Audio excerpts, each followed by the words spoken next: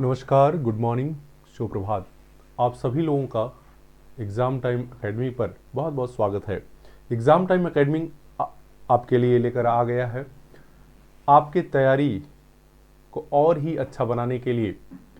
जो बच्चे, जो प्रतियोगी छात्र शिक्षक बनना चाहते हैं और वह अर्थशास्त्र और भूगोल लेकर तैयारी कर रहे हैं, चाहे टीजीटी दे रहे हैं या पीजीटी दे रहे हैं या बीपीएससी टायर 4 दे रहे हैं या आने वाली vacancy GIC, LT, KVS, NVS और ईएमआरएस में भाग ले रहे हैं, उन सभी के लिए बहुत ही इम्पोर्टेंट है। साथ साथ जो बच्चे बीए और एमए कर रहे हैं, आगे सपना सजाए हुए हैं कि हम इन्हीं विषयों में आगे चलकर, ठीक है, अपने लक्ष्य को निर्धारित करेंगे, तो उनके लिए भी बेहद महत्वपूर्ण ये टॉपिक होने वाला है। देखिए, एग्जाम चूंकि आपका बहुत नज़दीक है, उसीलिए प्रत्येक टॉपिक पर जितने भी क्वेश्चन हो सकते हैं सबको लेकर आया हूं। सबके टॉपिक, सभी टॉपिकों के निचोड़ सीरीज, सभी टॉपिकों की निचोड़ सीरीज है ये। निचोड़ का मतलब ये है कि इसके बाद कुछ बचेगा नहीं। ये तमाम सारी चीजें, आपका घटना चक्र है, शिल्पी है, यूथ पब्लिकेशन है, सभी का निचोड़ है ये। टॉपिक वाइज जितने भी प्रश्न पूछे गए हैं, जो आगे पूछे जाने की संभावनाएं हैं, सभी को एक साथ कंबाइन करके लेकर आया हूं, ताकि आपका कोई भी पोर्शन छूटे ना।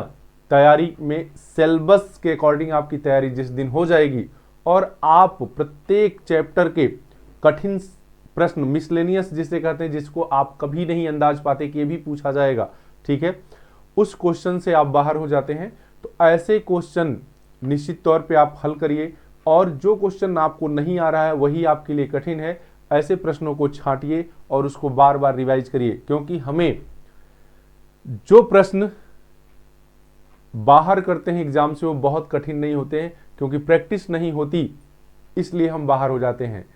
तो आइए, हम मेहनत किए हैं, आप भी साथ में मिलकर मेहनत करिए ताकि आपका एग्जाम बहुत अच्छा हो जाए, ठीक है, आपको इस बार सफलता मिल जाए। देखिए, अर्थशास्त्र जैसे भूगोल गया था, ठीक, अर्थशास्त्र प्रत्येक दिन जाएगा। थोड़ी सी दिक्कतें कभी कभी हो जाती हैं तो नहीं जा पाता है, लेकिन प्रत्येक दिन जाएगा, एकदम फ्री है, पूरा देखिएगा। अर्थशास्त्र का है आर्थिक सिद्धांत।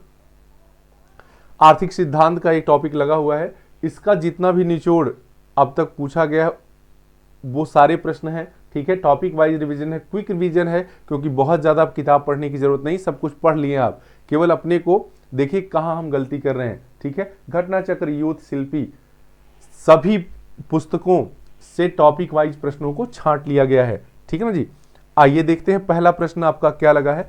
देखिए, व्यष्टि अर्थशास्त्र, माइक्रो इकोनॉमिक्स से संबंधित ये टॉपिक है आपका, टॉपिक वाइज क्विक रिवीजन का। पहला ही प्रश्न लगा है कि निम्नलिखित में से किसे अर्थव्यवस्था में धन माना जाता है। अर्थव्यवस्था में धन माना जाता है। जल्दी से आप प्रश्न के जवाब को दीजिएगा, एक पेन और कॉपी जरूर लेकर बैठिएगा।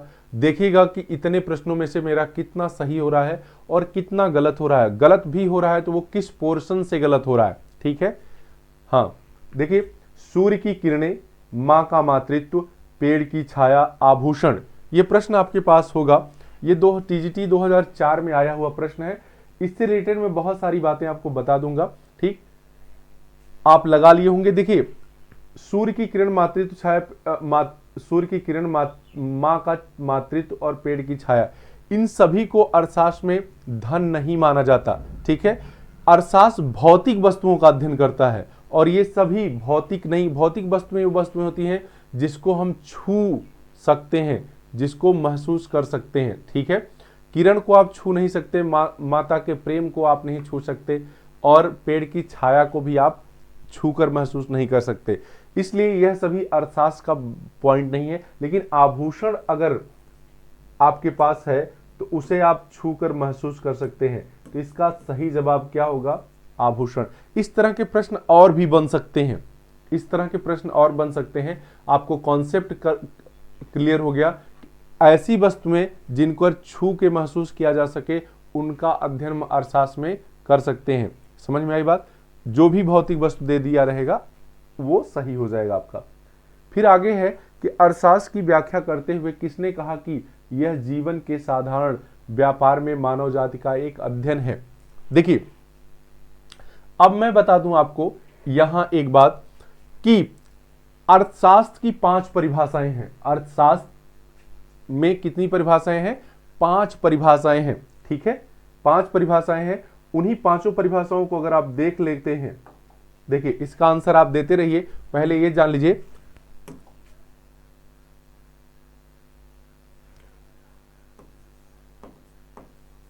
अर्थशास्त्र की परिभाषाओं को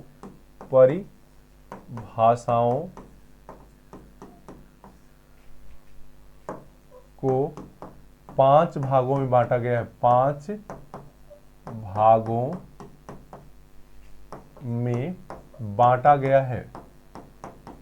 देखिए इसी तरह से जो इस तरह से टॉपिक रहेगा मैं यही बता दूंगा, जिससे आपका एकदम 100% तैयार। 1 2 3 4 और 5।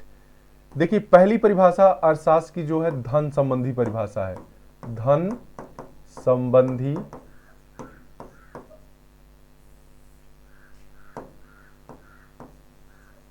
भी परिभाषा है। क्लियर? इसको दिया है एडम स्मिथ और उनके अनुयायियों ने। मेन कौन है? एडम स्मिथ, ठीक है। क्लासिकल अर्थशास्त्री जितने हैं सभी स्मिथ है, मिल है, ठीक है, ये सारे लोग दिए हैं। फिर इसकी आलोचना के बाद क्या हुआ? मार्शल ने दिया, जिसको हम कहते हैं कल्याण संबंधी परिभाषा। कल्याण संबंधी परिभाषा, ठीक है, इसको दिया मार्शल ने, क्योंकि जब धन संबंधी परिभाषा आई तो उसकी एडम स्मिथ ही अर्थशास्त्र के जनक हैं। इनकी पुस्तक का नाम वेल्थ ऑफ नेशन शार्ट में है, ठीक है, 1776 में प्रकाशित हुई थी। उसमें धन को बहुत ज्यादा महत्वपूर्ण बना दिया गया था। धन के लिए आदमी स्वयं का सुख सुविधा सब भूल गया था। समझ में आई बात? धन के पीछे मार काट सब शुरू हो गया। तो कल्याण से संबंधी परिभाषा मार्शल ने कहा प्रिंसिपल ऑफ इकोनॉमिक्स में कि नहीं, मनुष्य धन के लिए नहीं है, धन मनुष्य के लिए है। यानी कल्याण जुड़ा है धन से। समझ में आई? यानी कल्याण महत्वपूर्ण है, धन महत्वपूर्ण नहीं है। तो इस परिभाषा को कौन दिया? मार्शल ने दिया अपनी पुस्तक प्रिंसिपल ऑफ इकोनॉमिक्स में। फिर यह हुआ कि कल्याण कैसे होता है? तो आवश्यकताओं की पूर्ति जब हो जाती है तो आप कहते हैं कि आज कल्याण हो गया। आज कल्याण, जैसे आप जिस दिन अपने लक्ष्य में सफल हो जाएंगे, आप टीजीटी, पीजीटी या असिस्टेंट प्रोफेसर जो भी आपने लक्ष्य बनाया है उस दिन सफल हो जाएंगे, तो आप कहेंगे कि आज कल्याण हो गया। ठीक है ना जी? तो अब है कि आवश्यकताओं की संतुष्टि में कल्याण है। तो आवश्यकताएं तो अनंत हैं, तो जबकि संसाधन सीमित है, तो कैसे हम सीमित संसाधनों से अनंत आवश्यकताओं की पूर्ति कर सकते हैं? तो अगली परिभाषा आई कौन? चुनाव संबंधी परिभाषा। चुनाव या सीमितता संबंधी परिभाषा। इसको दिया रॉबिन्स ने। कौन दिया? रॉबिन्स ने, ठीक है, बहुत ही महत्वपूर्ण ये भी है।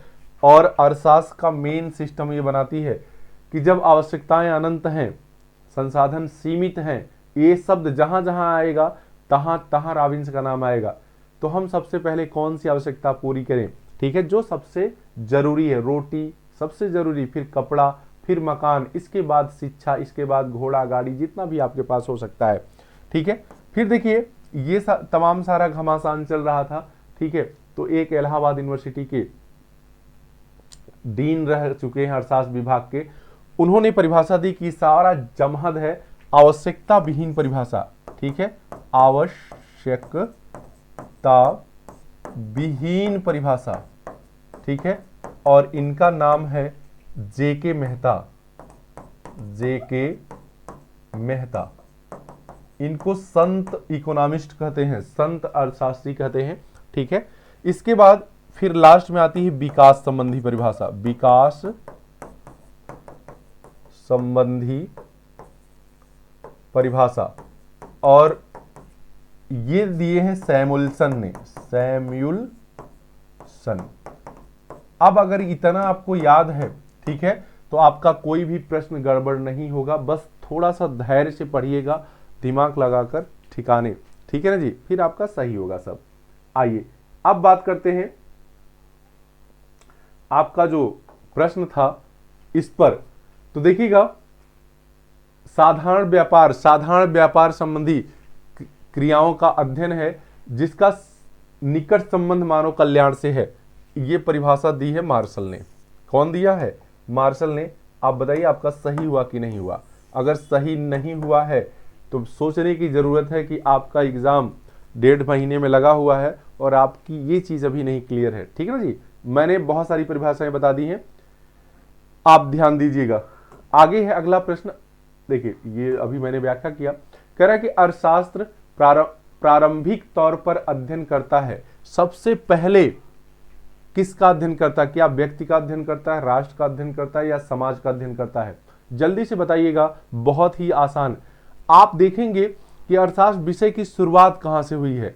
पहली लाइन कहा जाता है अर्थशास्त्र धन का विज्ञान है, और ये कथन किसका है? एडम स्मिथ का है। किसका है? एडम स्मिथ है का है, क्योंकि सबसे पहले इन्होंने आर्थिक विचारों को, ठीक है, एक पुस्तक का रूप दिया था। एक पुस्तक का रूप, वेल्थ ऑफ नेशन जिसका नाम है। क्या नाम है? Wealth of nation. चूंकि आप एक अर्थशास्त्र के विद्यार्थी हैं, इसलिए इनकी पुस्तक का नाम आपको पूरा याद होगा। क्या याद होगा? पूरा, an inquiry into the nature and causes of wealth of nations, ठीक है। बाकी लोगों को हम लोग जो जीएस के स्टूडेंट होते हैं वेल्थ ऑफ नेशन से काम चला देते हैं। तो किसका अध्ययन है? धन का अध्ययन है। अर्थशास्त्र किसका अध्ययन है? धन का अध्ययन है। प्रारंभिक तौर पर अगर बात करें, कल्याण और नाट सब बाद में आता है। फिर कह रहा है कि अर्थशास्त्र की किस परिभाषा के लिए उसे घृणित विज्ञान कहकर आलोचना की गई। घृणित विज्ञान, ठीक है, घृणित विज्ञान उसे कहकर आलोचना की गई। किसके लिए? तो देखिए, कल्याण के लिए नहीं, सीमितता के लिए नहीं, वृद्धि के लिए नहीं, धन का अर्थशास्त्र, ठीक है। धन पर विशेष जोर दिया गया और इतना बता दिया गया कि धन के लिए मनुष्य है, धन के पीछे पागल हो गई दुनिया, ठीक है। इसीलिए इसे क्या कहा गया? घृणित विज्ञान कहा गया। क्या कहा गया? घृणित। और ये किसका कथन है? कार्लाइल का। किसका कथन है यह? कार्लाइल महोदय थे, इन्होंने घृणित विज्ञान कहा। क्या कहा? घृणित विज्ञान। इसके साथ साथ कुछ और बातें हैं, ऐसे प्रश्न पूछे गए हैं जैसे कुबेर का शास्त्र, कुबेर का शास्त्र, यह भी आलोचना है, ठीक है। और कहा गया रोटी मक्खन, ठीक है, रोटी मक्खन का शास्त्र, रोटी मक्खन का शास्त्र, ठीक है। जैसे घृणित कौन कहा है? घृणित तो कार्लाइल कहे हैं, घृणित विज्ञान ये कौन कहा है? कार्लाइल कहे। इसके बाद अगर मैं बात करूं, देखिए थोड़ा सा इधर उधर हो गया। कार्लाइल का जो ये कथन, कार्लाइल ने इसको, देखिएगा ऐसे कर लीजिए आप, थोड़ा सा मैं यहां कर देता हूं। घृणित कहकर पुकारा है, घृणित, एक घृणित किसने कहा है? कुबेर का शास्त्र किसने कहा है? और रोटी मक्खन का शास्त्र किसने कहा? घृणित विज्ञान। पूरा सेंटेंस लिख लीजिए, जल्दबाजी में दिक्कत हो जाती है। तो ये रस्किन का कथन है, रस्किन का कथन है, ठीक है। ये है कार्लाइल का कथन, कुबेर का शास्त्र। देखिए, और रोटी मक्खन किसने कहा है? तो रोटी मक्खन जो कहने वाले हैं वो वर्क हैं। कौन है? वर्क। तो ये तीनों प्रश्न, एक तो पूछा गया, 2 प्रश्न और आपसे पूछे जा सकते हैं। कुबेर, ठीक है। हाँ, आगे देखिए, सावधानी हटी दुर्घटना तुरंत घटी। कह रहा है कि अरसास में निम्न में से किसे उत्पादन माना जाता है? अरसास में निम्न में से किसे उत्पादन माना जाता है? जल्दी से बताइएगा। भूमि को जोतना, मित्रों के बीच में गाना गाना, एक बच्चे को सड़क पर बहुत बड़े गड्ढे में गिरने से बचाना, प्रसन्नता के लिए चित्र बनाना। देखिए, जिस काम से आपको पैसा मिले, बड़ा साधारण सा कथन है, जिस काम से आपको पैसा मिले वह काम अर्थशास्त्र से जुड़ा हुआ है। क्यों? क्योंकि धन की प्राप्ति अगर होगी तभी अर्थशास्त्र माना जाएगा। और जो काम आप अपने लिए कर रहे हैं जिससे पैसा नहीं मिल रहा है, चाहे अपने लिए खाना बना रहे हैं, चाहे मित्रों के बीच बात कर रहे हैं, गप्पे उड़ा रहे हैं, या प्रसन्नता के लिए कोई काम कर रहे हैं, सहायता मदद जो भी कर रहे हैं जिसका संबंध पैसे से नहीं जुड़ा है, ठीक है, तो वो सभी काम अर्थशास्त्र से नहीं मतलब रखते हैं। लेकिन अगर भूमि जोत रहे हैं तो उसमें कुछ बोएंगे तो कुछ बिकेगा। समझ में आई बात? तो ये है अर्थशास्त्र से रिलेटेड, बाकी कोई अर्थशास्त्र से रिलेटेड नहीं है। इसके लिए आप एक लाइन लिखिएगा कि जो कार्य करने से धन की प्राप्ति होती है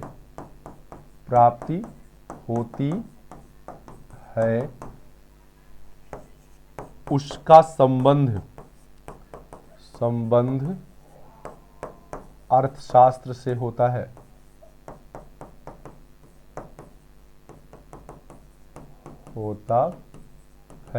और जो काम समाज सेवा और प्रसन्नता के लिए किया जाता है उसका संबंध अर्थशास्त्र से नहीं होता।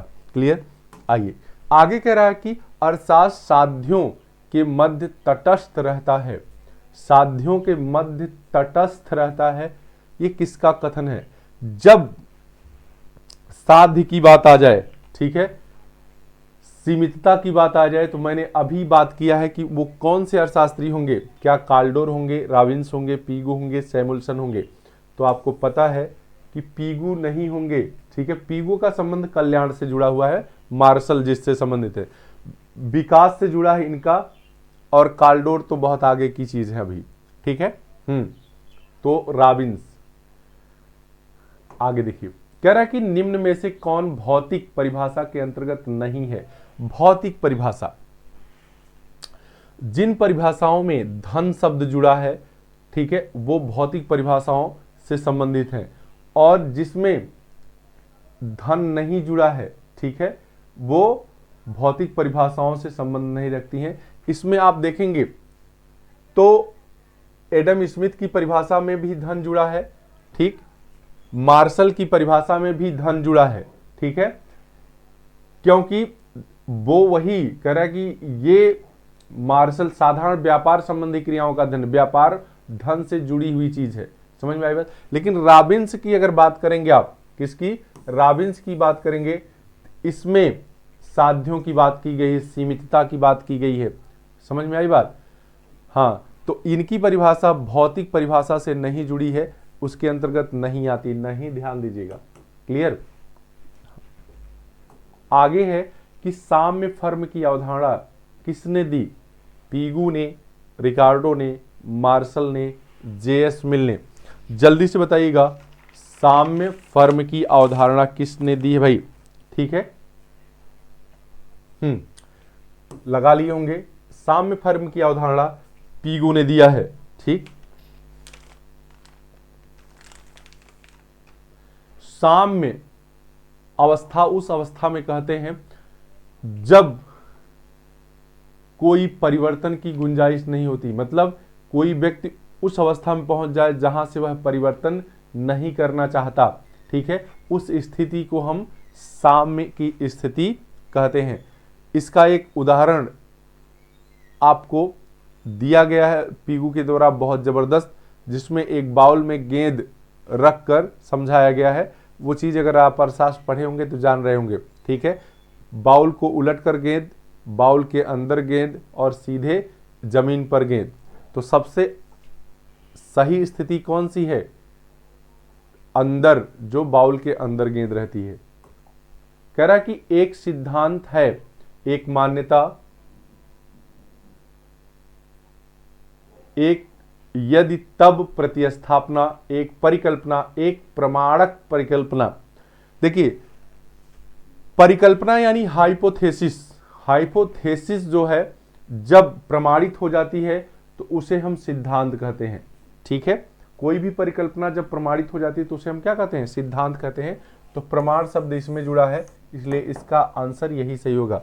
एक प्रमाणक परिकल्पना को ही क्या कहा जाता है, सिद्धांत कहा जाता है। आगे देखिएगा, कह रहा है कि यदि एक सीधी मांग रेखा एक वक्र रेखी मांग वक्र को स्पर्श करती है तो दोनों मांग वक्र की लोच स्पर्श बिंदु पर क्या होगी, स्पर्श बिंदु पर क्या होगी।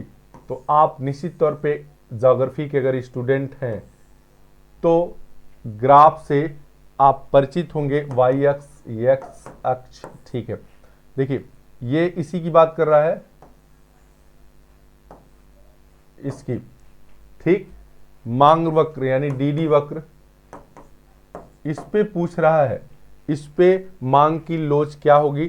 तो जब कोई मांग वक्र क्या करता है, एक सीधी मांग वक्र एक सीधी मांग रेखा को टच करता है यानी स्पर्श करता है, तो वहां पर मांग की लोच स्पर्श बिंदु पर इकाई होती है यानी एक होती है।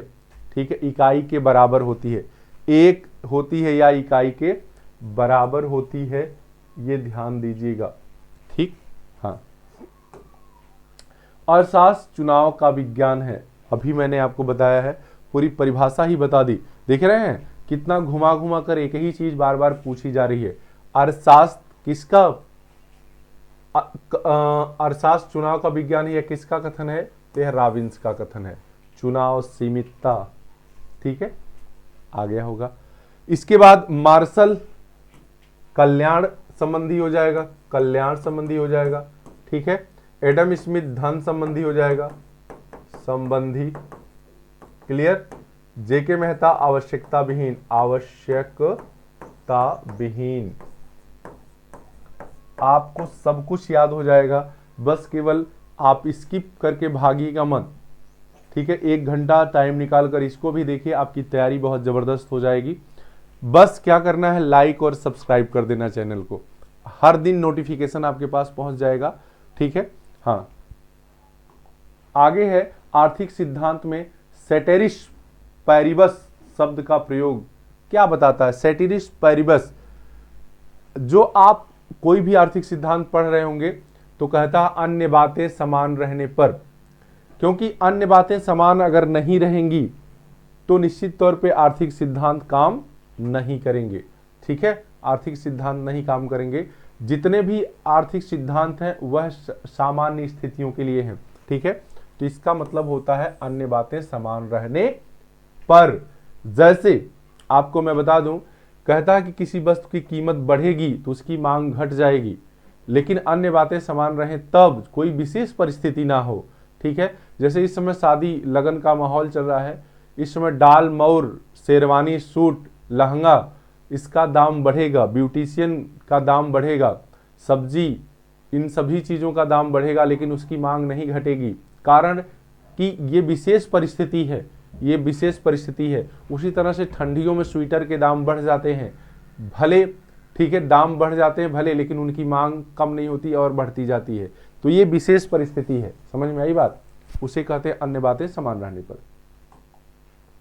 कहता है किसी विशिष्ट विषय से संबंधित समस्त प्रासंगिक तथ्यों को एक साथ संग्रहित करने वाले अर्थशास्त्र को क्या कहा जाता है। जल्दी से बताइएगा।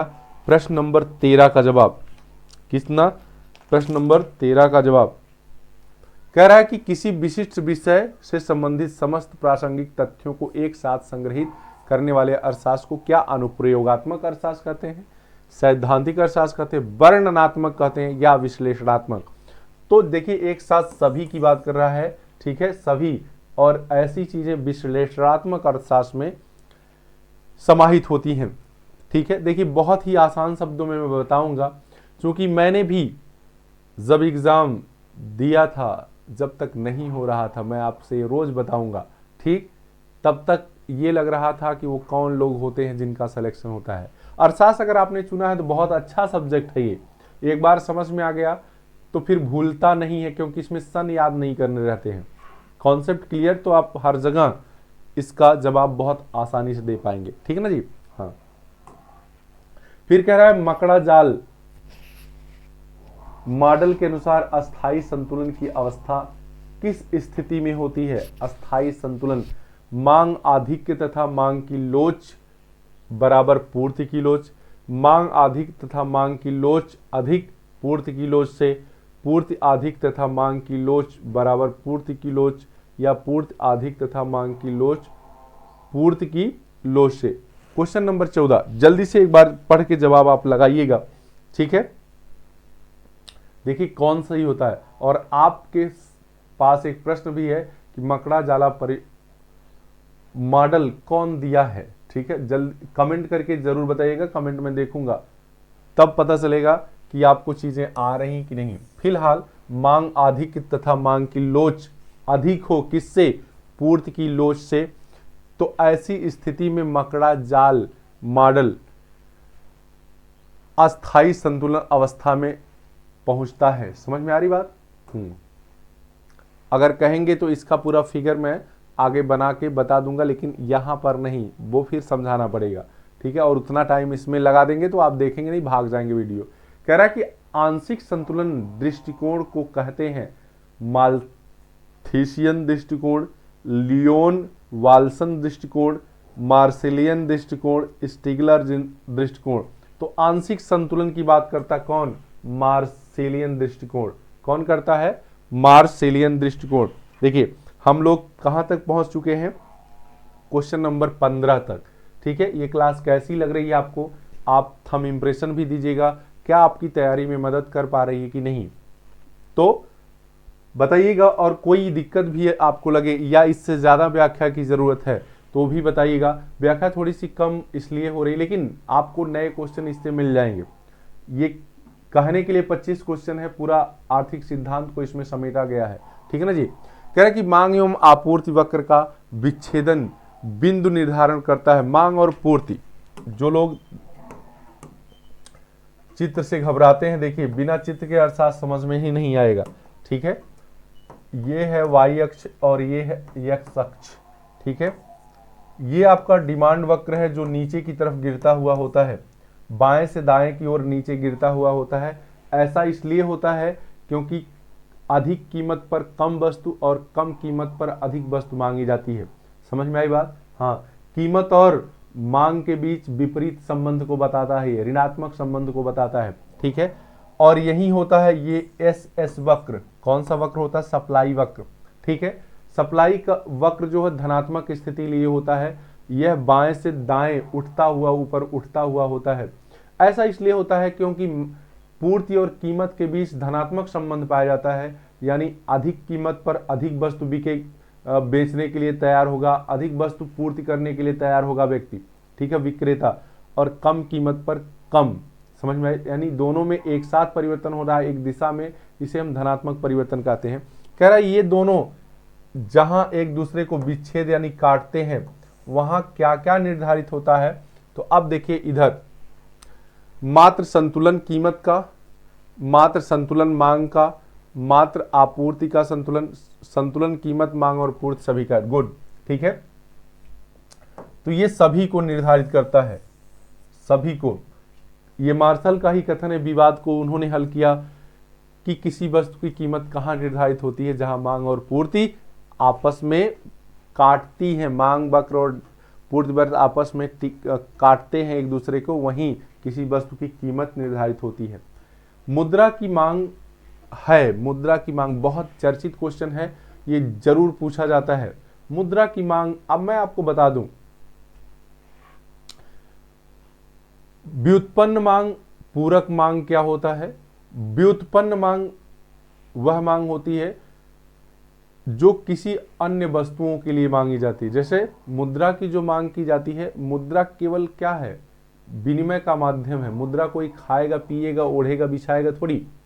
मुद्रा जब आप मांग करते हैं तो उस मुद्रा से अन्य वस्तुओं को खरीदते हैं, और इस तरह की मांग जो एक वस्तु की मांग अन्य वस्तुओं की मांग को बढ़ा देती है, उसे हम व्युत्पन्न मांग कहते हैं। क्या कहते हैं? व्युत्पन्न मांग कहते हैं। क्या कहते हैं? व्युत्पन्न मांग। तो मुद्रा की मांग कैसी मांग है? व्युत्पन्न मांग है। आगे देखिएगा, कह रहा है कि श्रम की मांग कहलाती है, मांग होगा ये, श्रम की मांग। ठीक है, देखिए हम सब इसको बना सकते हैं जो गलत है। श्रम की मांग कैसी मांग है? प्रत्यक्ष मांग है, साधारण मांग है, पूरक मांग है या व्युत्पन्न मांग है? तो आपको मैं बताऊं, श्रम की मांग भी की जाती है वस्तुओं के उत्पादन के लिए। श्रम की मांग किसके लिए की जाती है? श्रम ऐसे लोग लेकर, किसी आदमी को, मेहनती आदमी को लेकर आप बैठाएंगे, क्या करेंगे? कोई न कोई काम कराएंगे ना। तो किसी अन्य काम को करने के लिए जिस अन्य वस्तु की मांग की जाती है उसे हम व्युत्पन्न मांग कहते हैं। तो श्रम की मांग भी क्या है? व्युत्पन्न मांग है। क्या है? व्युत्पन्न मांग है। क्लियर हो गया? आगे देखिएगा, कह रहा किसी वस्तु की पूर्ति से बोध होता है। किसी वस्तु की पूर्ति से क्या बोध होता है? ठीक है, क्या वस्तु का वास्तविक उत्पादन, वस्तु का कुल विद्यमान स्टॉक, विक्रय हेतु उपलब्ध स्टॉक, समय की प्रति इकाई पर मूल्य विशेष पर विक्रय हेतु वस्तु की मात्रा। तो ये सबसे सटीक आंसर इसका है। ठीक है, इसी तरह से वस्तु की मांग का बोध, मांग से बोध क्या है? इसी में किसी समय की प्रति इकाई पर विशेष मूल्य पर क्या है? क्रय हेतु। ये विक्रय हेतु था, उसमें क्रय हेतु प्रस्तुत वस्तु की मात्रा को ही मांग कहते हैं। क्या कहते हैं? मांग कहेंगे। यहां मांग अगर कर देता, क्या कर देता? मांग कर देता, तो यहां विक्रय की जगह क्या हो जाता? क्रय हो जाता, और ये दूसरा प्रश्न बन जाएगा। क्लियर? हाँ, कह रहा है कि पीगू के अनुसार स्थिर साम्य का उदाहरण है। स्थिर साम्य, अभी मैंने जो बात किया था, रखा हुआ अंडा, एक सिरे का टिका हुआ अंडा, भारी पेदी वाला जहाज। ठीक है, कौन स्थिर रहेगा? बात करिएगा। ठीक है, तो आप देखिए, भारी पेदी वाला जहाज वो हिलेगा डुलेगा नहीं। ठीक, और रखा हुआ अंडा है तो थोड़ा सा आप करेंगे तो लुढ़क जाएगा। एक सिरे पर टिका है तो बिल्कुल भी वो तुरंत हट जाएगा। ठीक, तो भारी पेदे वाला जहाज जो है इसका सटीक आंसर होगा। कह रहा है कि साम्य से अभिप्राय है परिवर्तनहीनता की स्थिति, वह स्थिति से जब उपभोक्ता अधिकतम उपयोगिता प्राप्त करता है, उस स्थिति से है जब उत्पादन न्यूनतम लागत पर होता है। देखिए, परिवर्तनहीनता, ठीक है, क्या है? परिवर्तनहीनता वह स्थिति जहां पहुंचने के बाद एक उपभोक्ता या एक उत्पादक उस स्थिति में परिवर्तन नहीं करना चाहता, उसी को ही हम क्या कहते हैं? साम्य कहते हैं। उसी को ही हम क्या कहते हैं? साम्य कहते हैं। किसमें? अर्थशास्त्र की भाषा में। और यह देखिएगा, यह स्थिति कब बनेगी? यह स्थिति कब बनेगी? जब वह क्या कर रहा हो? अधिकतम उत्पादन प्राप्त कर रहा हो। वह स्थिति जब उपभोक्ता अधिकतम उत्पादन प्राप्त कर रहा हो, और वह स्थिति जब वह उत्पादन की न्यूनतम लागत लगा रहा हो। ठीक है, तो अगर ऑप्शन उपयुक्त सभी है, यदि उपयुक्त सभी नहीं होता तो केवल यही सही होता। ठीक है, यदि उपरोक्त सभी ऑप्शन है तो यह सही हो जाएगा। वैसे सबसे सटीक आंसर इसका यही है। ठीक है, उपरोक्त सभी देने के कारण क्या सही होगा? उपरोक्त सभी, क्योंकि जब उपभोक्ता अधिकतम उत्पादन प्राप्त करेगा तब भी वह स्थिति को बदलना नहीं चाहेगा, और न्यूनतम लागत पर करेगा तब भी स्थिति को बदलना नहीं चाहेगा, और उसे ही हम परिवर्तनहीनता कहते हैं। उपरोक्त सभी दे दिया है, यानी ये सबसे सटीक आंसर। लेकिन यदि उपरोक्त सभी नहीं देता तो सबसे सटीक आंसर ये होता। क्लियर? कह रहे हैं प्रथम बार किस अर्थशास्त्री ने व्यष्टि एवं समष्टि अर्थशास्त्र जैसे पदों का प्रयोग किया था? बहुत ही गजब का प्रश्न है, मेरे समय में भी यह आया था। Milton Friedman, Ragnar Frisch, J M. Keynes A C Pigou, जल्दी से बताइएगा। ठीक, तो आपने जवाब दे दिया होगा। ठीक है, रैगनर फ्रिश, माइक्रो एंड मैक्रो अर्थशास्त्र, इसे क्या कहते हैं? माइक्रो एंड मैक्रो अर्थशास्त्र या इकोनॉमिक्स, इसको समष्टि और बेस्ट भी कहते हैं, सूक्ष्म और विस्तृत भी कहते हैं। ये बंटवारा किया था रैगनर फ्रिश महोदय ने। आगे देखिएगा, कह रहा है कि निम्नलिखित में से अर्थशास्त्रियों के किस समूह ने बाजार अर्थव्यवस्था का समर्थन किया? निम्नलिखित में से कौन से अर्थशास्त्रियों ने बाजार अर्थव्यवस्था का समर्थन किया है? हम पढ़ते पढ़ते कहाँ आ चुके हैं? क्वेश्चन नंबर 23 पर। तो देखिएगा, Adam Smith, Hayek, Friedman, Adam Smith, Keynes, Hicks, Adam Smith, Marx, स्टोमलिन, Adam Smith, Ricardo, J K Galbraith. ठीक है, जल्दी से इस प्रश्न का जवाब दीजिए। थोड़ा सा टफ है, आप जानिए। इसका जवाब है एडम स्मिथ, रिकार्डो और गैलब्रेथ या गालब्रेथ। क्लियर? आगे है कि अर्थशास्त्र में आवश्यकता विहीनता का सिद्धांत किसने दिया? मैंने शुरू में ही आपको पांचों परिभाषाएं बता दी हैं। इसके अनुसार जवाब जल्दी से दीजिएगा। कौन है? जमशेद काई खुसरो मेहता, इन्हीं को जेके मेहता कहते हैं। क्या कहते हैं? जेके मेहता, इलाहाबाद यूनिवर्सिटी के इकोनॉमिक्स डिपार्टमेंट के क्या हैं? ये अध्यक्ष रह चुके हैं, जेके मेहता। इनका पूरा नाम है जमशेद काई खुसरो मेहता। कौटिल्य ने, आप जानते हैं, अर्थशास्त्र लिखी है, अर्थशास्त्र। और दादा भाई नौरोजी ने ड्रेन थियरी दिया है, निकास सिद्धांत। क्लियर? आगे और अंतिम प्रश्न शायद इसका है, लीनियर प्रोग्रामिंग के विचार को देने का श्रेय किसे है? या लीनियर प्रोग्रामिंग किसने दिया है? अमेरिकी गणितज्ञ डैटजिंग ने, रूस के गणितज्ञ कंटोरविच ने, मार्शल ने या सैमुअल्सन ने? तो आपने पढ़ा होगा कि अमेरिकी गणितज्ञ डेंटजिंग, ठीक है, ने किसका? लीनियर प्रोग्रामिंग का विचार दिया था। अब देखिए, इस तरह से ये केवल 25 क्वेश्चन नहीं थे, 50 से 60 क्वेश्चन थे। इसी तरह से आपको प्रतिदिन वीडियो मिलेगा। ठीक है, और हर टॉपिक से रिलेटेड आप मन से पढ़िए, चैनल को लाइक और सब्सक्राइब करिए, प्रतिदिन अपनी तैयारी को धार दीजिए। आज के लिए बस इतना ही। धन्यवाद सुनने के लिए।